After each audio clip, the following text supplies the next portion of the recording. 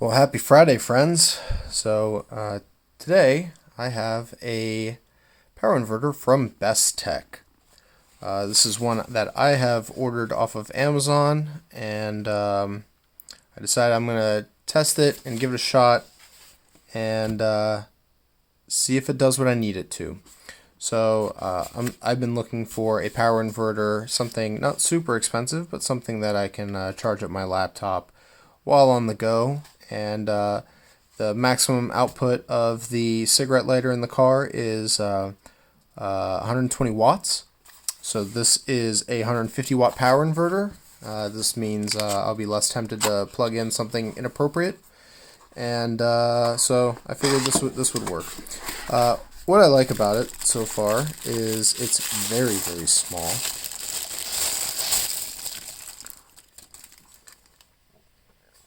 Looks kind of cool.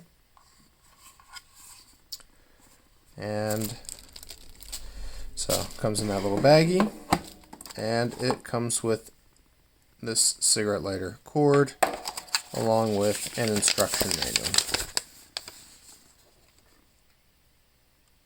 So the AC output on this claims to be 110 volts.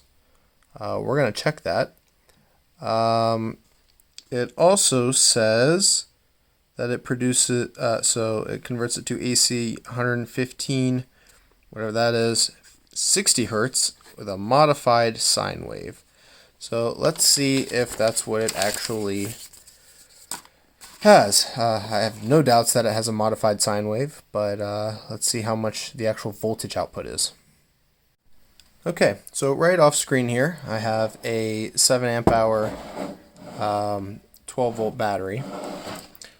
We're not going to put any load on this just yet because before I put any load on this system, first I just want to see what the voltage output is. I have a computer power cord hooked into my test leads here that is going to go into my portable oscilloscope. So let's first plug this in. Okay. Next, we're going to connect our positive to this prong here and negative to this side prong here.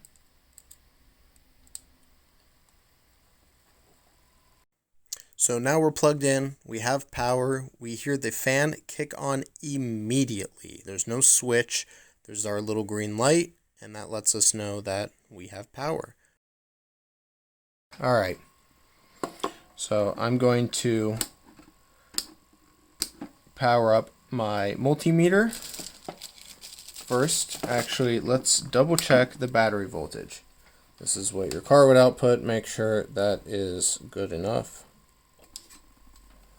Get my arm out of the way. So currently we're outputting 12.74 volts DC. That should be more than enough. Okay, next we are going to switch over to, we're going to measure the frequency output on this unit. Red flag number 1 is if it outputs anything other than 60 hertz. So let's see what we get.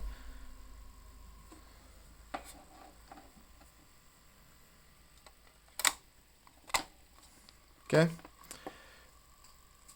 59 hertz. It's not great. So now we have to be very, very careful what we're going to plug this into because not all equipment can deal with that. If you're maybe like a laptop charger, cell phone charger might be okay, but nothing that's actually mechanical. There's not a whole lot that you would plug a 150 power inverter actually into that would be mechanical, but well, it is. Yeah. So, moving on.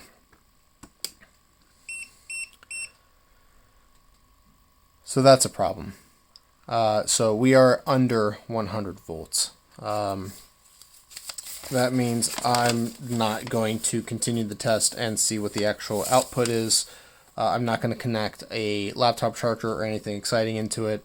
because if it doesn't output 110, it's not outputting what the instructions say. So this specifically says DC input 11 to 15 volts, AC output is minimum 110 volts. So this unit does not meet what it claims it can do. The fan's really annoying.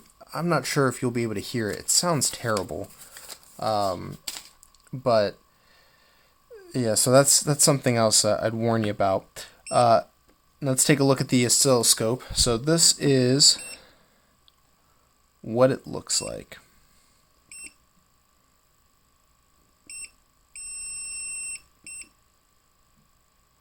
So this is our modified sine wave. So if this were a pure sine wave, you would see a steady kind of wave. Here it's kind of choppy. That's just what a modified sine wave looks like.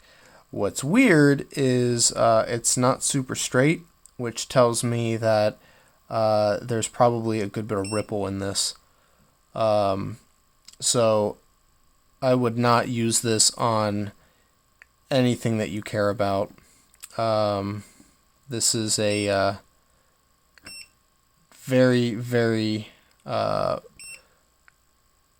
cheap and no good power inverter. I will not be putting this in my car or hooking my laptop up to this. I will be returning it. But I figure before I do that, we should see what it looks like. And again, this is the shape of a modified sine wave. So yeah, so it doesn't actually make it to the voltage that it claims it should output. I guess now that it's warming up a little bit, it's showing 106 volts, but still 59 hertz, and it's not actually making it the whole way up to 110.